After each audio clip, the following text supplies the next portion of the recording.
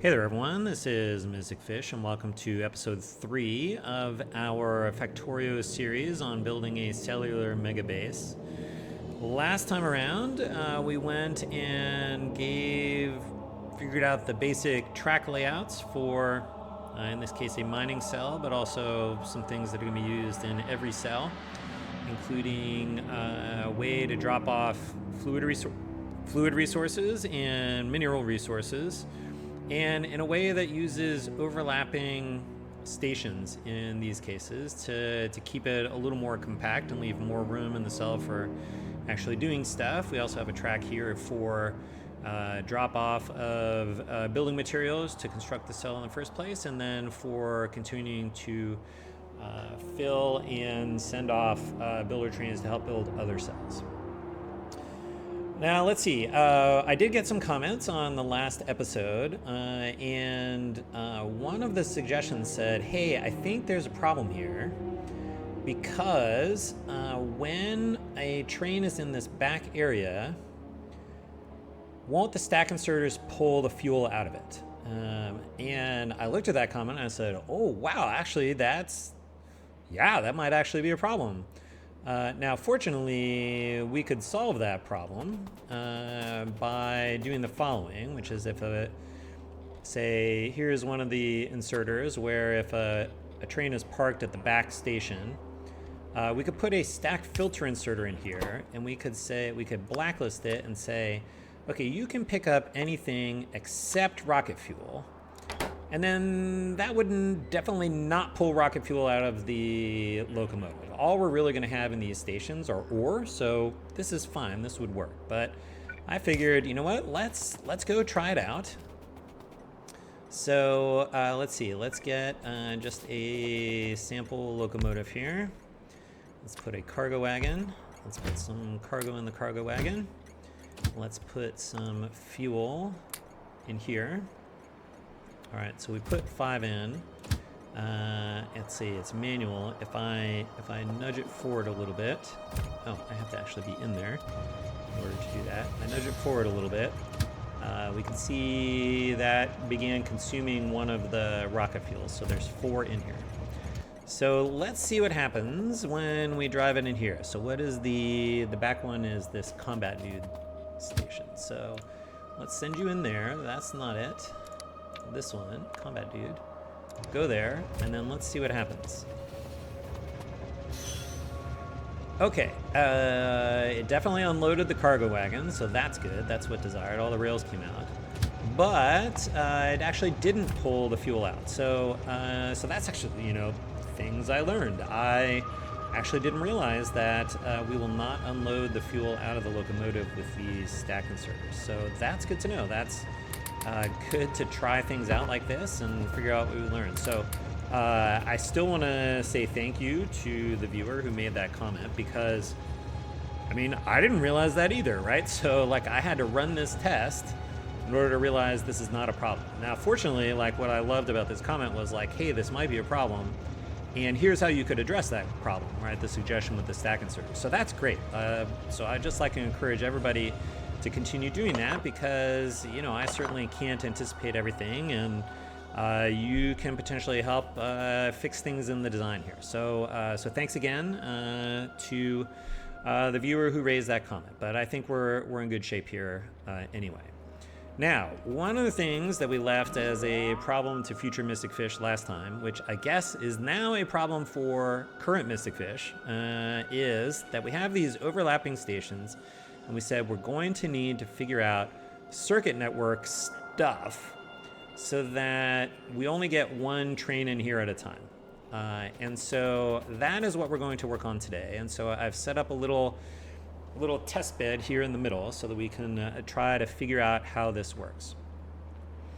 I think and here's the tricky thing, right? Which is when we enable a station, it's going to take a while for a train to actually show up, and then we're going to have to unload it, and then it's going to have to leave, and then we can actually bring somebody else in. So the question is, how are we going to detect these things, especially how are we going to detect these things? That's basically what it boils down to. So I think what we want to do is is actually come in here and there's this nice thing with the circuit network which says read train contents. And the tooltip says, reads the contents of the train that is currently stopped at the train stop and sends them to the circuit network.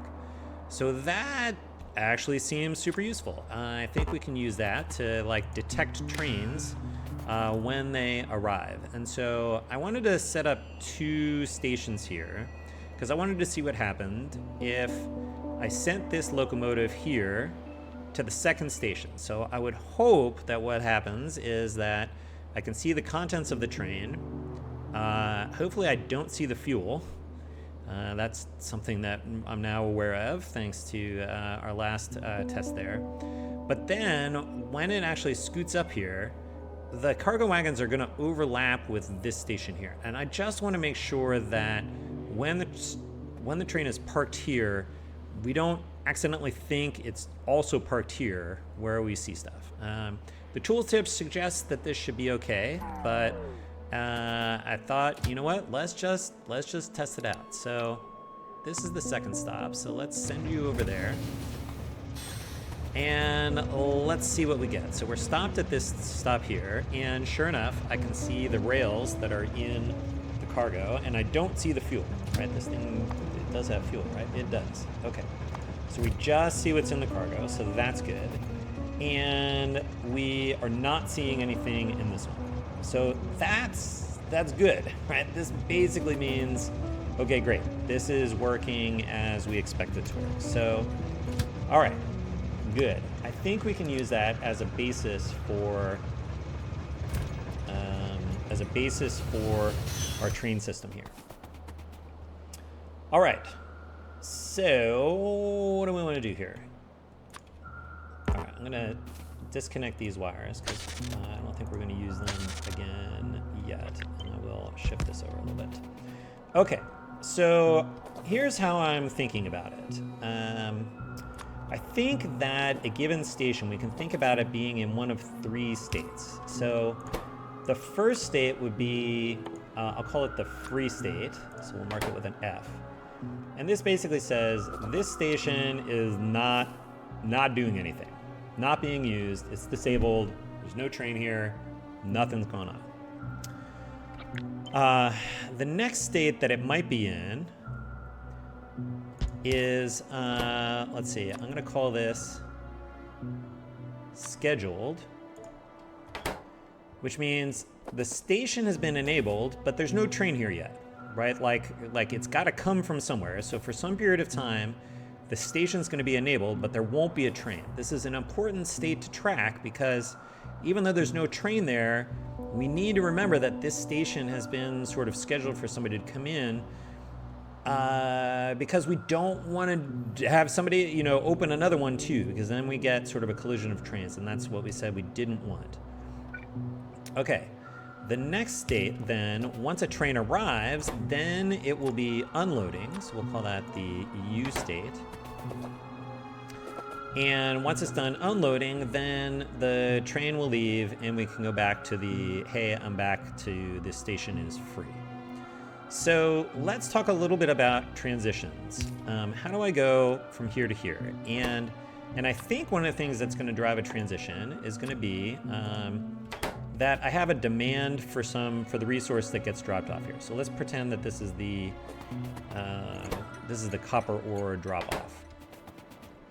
So if I'm not assigned and I get an indication that, oh, I need some copper, then I want to enable the station to let, a copper train come in, and then I'll be scheduled.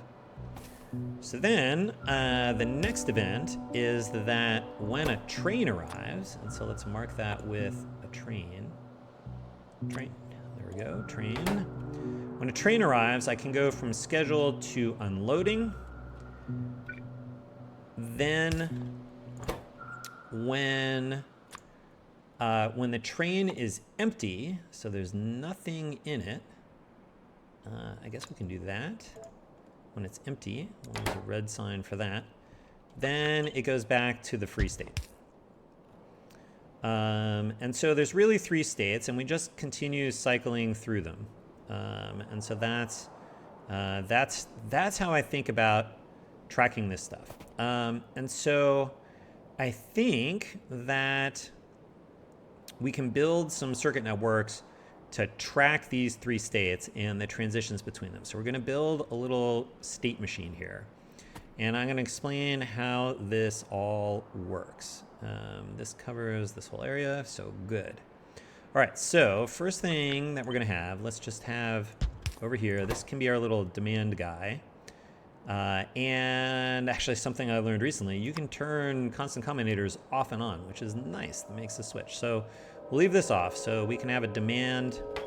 We can have a demand when we're ready.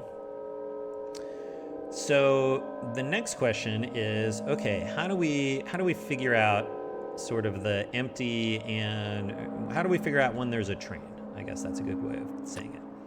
So one way of doing that is to say, okay, well, if I look at the train contents, when a train arrives, it should have some cargo. So if there is anything in the cargo at all, I don't care what it is, can be, as long as there's at least one of something, then we're going to say, okay, that means that there's a train here. And then if we want to know when it's empty, it's basically the opposite, right? So that says only if everything is 0 means there is not a train with any content here. So that means that we can send the empty signal like that. Okay, and that also relies on the same output. Okay, very good. That's where we'll start. So now let's figure out these sort of transition signals here. For these, we're going to use arithmetic combinators. Okay, and so let's look at this one. If I'm in F and I see a copper ore, I want to go to S. And so we can describe that the following way, which is that if I see an F and I see a copper ore, then I want to go and be in the S state. Okay, actually it's probably better to do these from scratch. Okay, if I'm in the S state and I see a train, I want to go to the U state. So if I'm in the S state and I see the train signal, then I want to mark that I am unloading. And then finally, if I am unloading and I see the empty signal, then I go back to the F state. Okay, so these are going to fire all of our transition signals here. So in order to do this, we need to plug a few things in here. So the copper goes in here, because we can see that's one of the inputs. We see the train goes in here, and we see the empty signal goes in here. Okay, now we need to remember what state we're in. So once we've had one of these transition events, once we've entered, for example, the scheduled state, we want to remember we're in the scheduled state until something comes to clear us out. And so what we can use for this is something that's called an SR latch. It is the S and R here stand for set and reset, and it's a little memory cell. You can go look up the details on the Factorio wiki under the circuit network cookbook. But the way that we build these is with a decider combinator. And generally these work with, the output feeds back into the input. That's how they get memory. And generally the way that you do this is, so in general, the way, if you have S is the set and R is the reset, then this is the logic. This is the logic for the cell, right? So as long as when something comes in and I don't have the reset, that will set it. So I'll start seeing a 1. But then because it loops back around to the input, even if the set goes away, I'll still see the 1 because I already saw 1 until the reset comes in. Right, so that's how the memory works. But in this case, we actually need to take this out just so. Unfortunately, but there's a collision on S. I used S for scheduling, and the S in an SR combinator is it means set. So we will do this in the following way. And so we're going to track these states. So we're going to track the F state here. We're going to track the S state here. And we're going to track the U state here. Okay, so these memory cells are going to remember when we're in one of these states. And then just so that we can see it, I'm going to add, let's see, I'm going to shift this down so we can see that light a little better. I'm going to add just circuit network stuff here. So here I'm going to say turn on this light if you're seeing an F out of the F cell.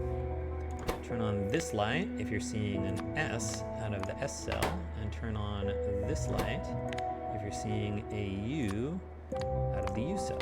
Okay, so that will help us see what's going on in our little test bed here.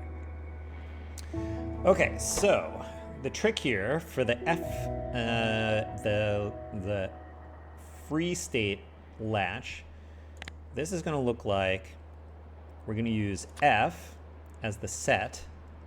That's the thing that we want to remember. And we remember this has to be greater than. And the reset will be that we're actually in the S state. So that will reset us and clear out the fact that we were in F.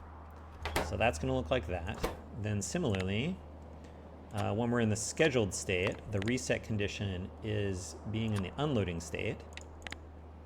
And we're going to otherwise remember that we're in the S state. And then finally, the U state, the reset signal, is going to be being in the F state. And otherwise, we'll remember that we're in U. So that all looks right. Okay, so now we need to just connect a few more things. So looking at this, we got the copper into this one, but we also need the F. So we're going to feed the F state back into this one. We're similarly going to feed the S state back into this, so it can be used here. And the U state back into this, so it can be used here. Okay, now, when this is going to fire an S, and so that's going to be the thing that it's going to take us into the S state. That'll be the set signal for this one. This one's going to fire a U, so it'll be the set signal for this one.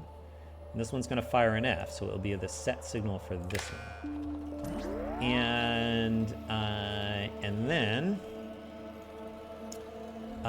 so that's actually the core logic here, and that's will keep us in exactly one of these states, and it will transition us between the states in this order. Now the trick is we have no signals in here anywhere. And in order to sort of handle an initialized condition, we can do the following, which is we can say, let's take our existing states, and we can feed them all into here. And then, is that what I want to do? No, I don't want to do that way. Oh, I can do that way. That's fine.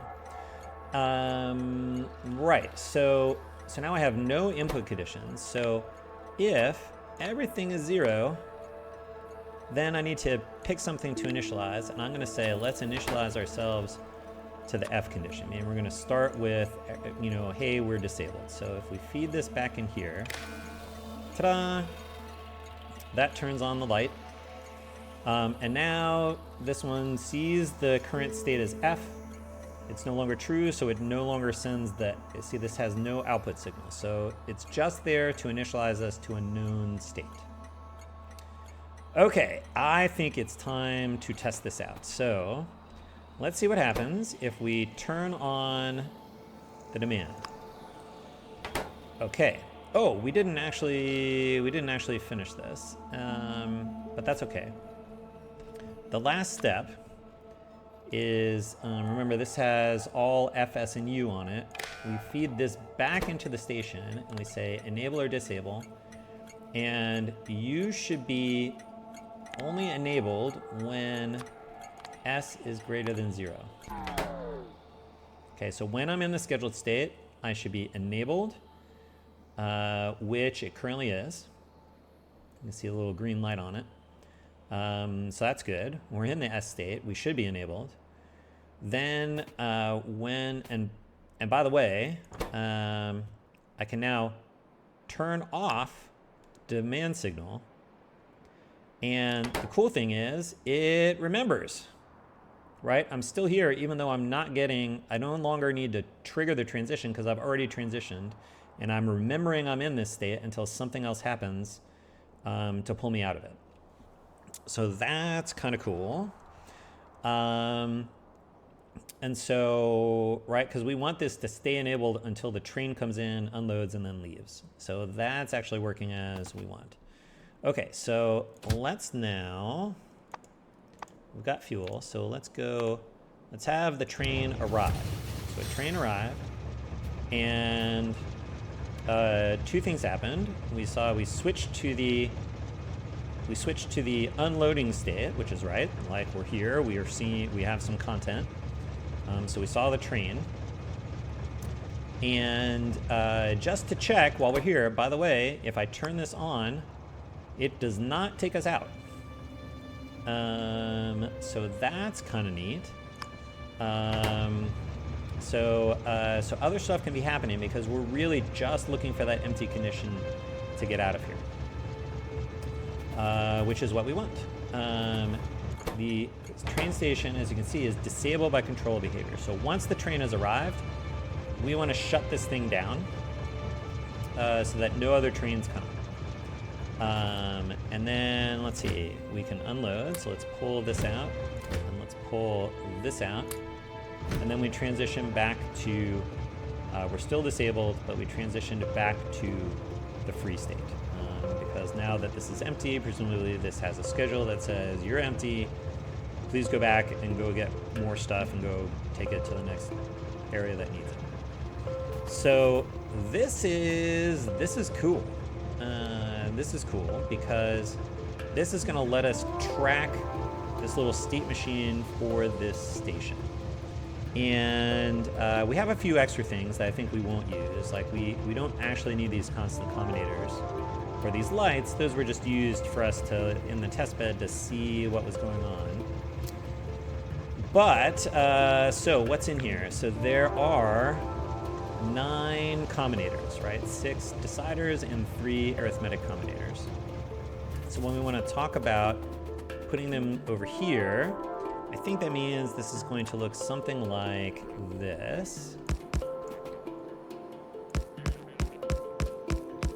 So we'll just have a string of combinators that goes with this station, right? And then, then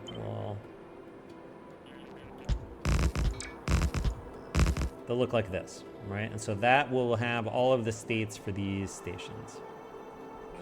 Okay, very good. So what I'm gonna do is I'm gonna go off camera, and I'm going to go take this thing and compact it into the version that we just saw, and I will be back after I finish doing that. Okay, we are back. We have now gotten these all wired up. This is exactly what we just saw. And including here's the F state. We can see that there is an F coming out. So our little initializer has worked right. The one change was we obviously have a different demand thing for each station. So this is the one where if we get an iron, that will come in and work here, copper, coal, stone. I went and renamed the stations. So for example, this is the iron ore being put into active provider chest station, and I enabled a tramlet of 1. That will make sure that we only have, when it's enabled, we only get 1 train scheduled for it. So that should be what we want. And then I added a light over here just so we could see when one of these stations was busy. And basically the logic here is I want this light to be on if we're scheduled or unloading. which means in either of those cases, in both of those cases, f is 0, because we're not in the free state. I want this off when we're in the free state, so when f is 1. So I just said when f is 0, then turn these on. And so obviously none of them are on because we are not actively sending any trains into any of these locations.